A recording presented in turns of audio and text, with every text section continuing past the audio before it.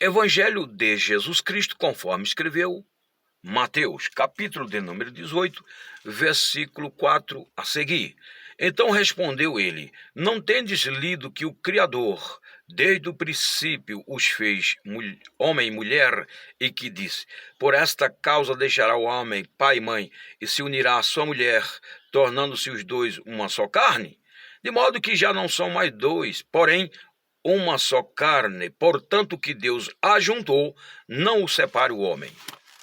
Existem algumas causas pelas quais os casamentos, as relações conjugais se dissolvem, acabam em divórcio.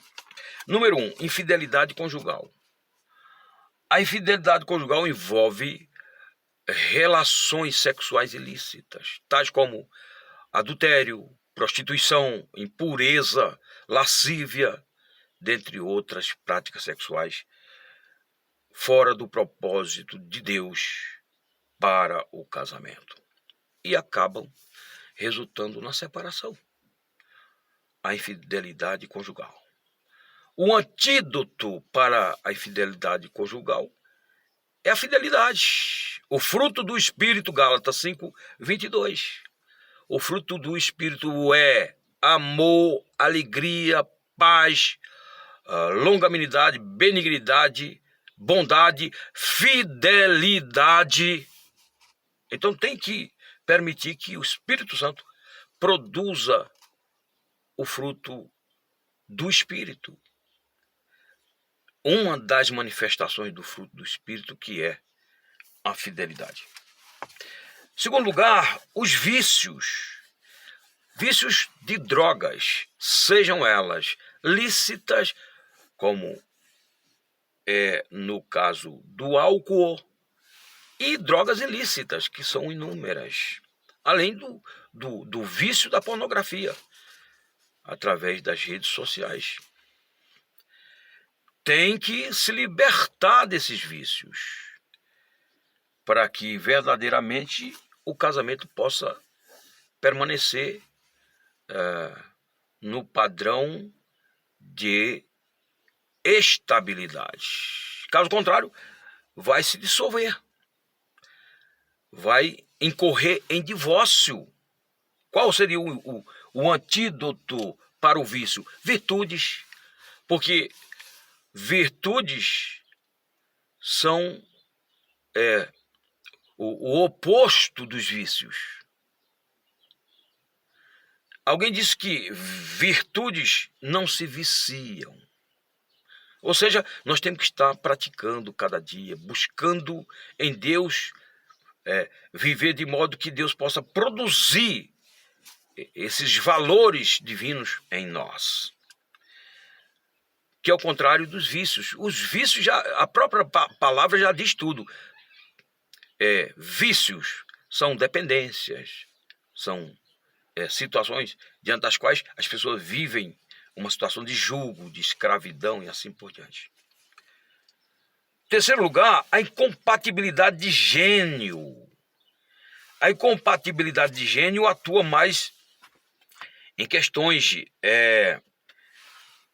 de caráter sentimental, por exemplo, pessoas que cultivam sentimentos de prepotência, de arrogância, de soberba, pessoas que se veem superior uma à outra, nesse sentido. Alguém falou o seguinte, que não existe uma relação saudável quando os cônjuges supervalorizam os defeitos um do outro. Nós não temos que estar supervalorizando o defeito do outro, porque todos nós temos defeitos. Temos virtudes, mas temos defeitos. O Senhor Jesus, certa feita, disse lá em Mateus 7, tirai primeiro a trave ou tampão do teu olho, porque estás reparando o argueiro no olho do teu irmão. Tira primeiro a trave que está no teu. Então, o antídoto é nós fazermos uma autoavaliação sobre a nossa própria conduta. Porque o problema nem sempre está no outro. O problema, via de regra, está em nós. E ainda que esteja no outro, quem vai tratar com o outro é Deus. Nós temos que fazer a diferença para que Deus possa, através de nós, influenciar de forma positiva o outro. Então, a questão da incompatibilidade de gênio. Em quarto lugar, dívidas, descontrole financeiro, consumismo, etc. Nós temos que seguir a experiência dos antigos. Sempre reservar alguma coisa. Faz parte do contexto da economia. Nunca gastar tudo que ganha. Sempre reservar alguma coisa, se prevenir.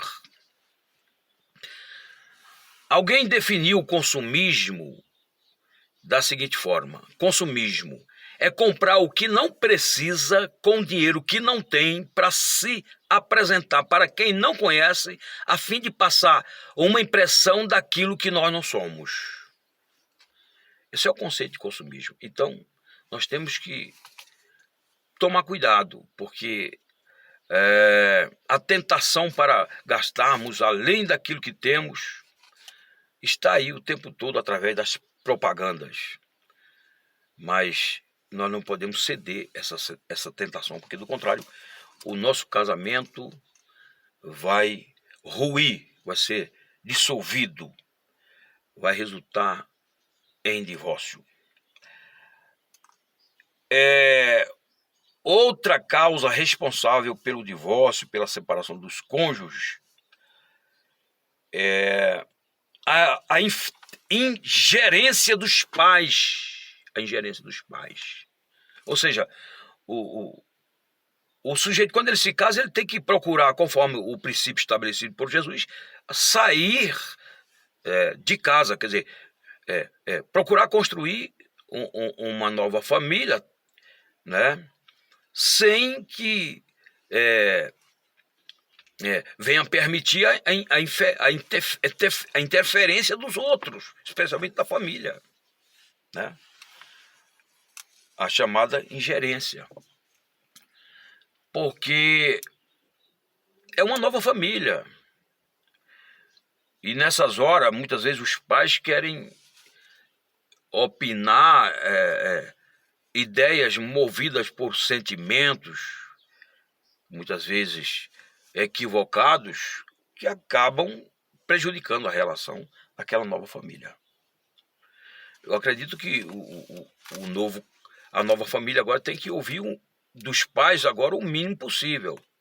Só aquilo que de fato vai trazer benefício no sentido de somar, no sentido de edificar aquela nova família que está se iniciando através daquela relação conjugal. Outra causa responsável pelo divórcio e separação é o fim dos sonhos em comuns. Alguém disse o seguinte: quem não sonha junto não consegue andar junto por muito tempo. Tem que haver sonhos comuns, ideais, pensamentos, sentimentos comuns.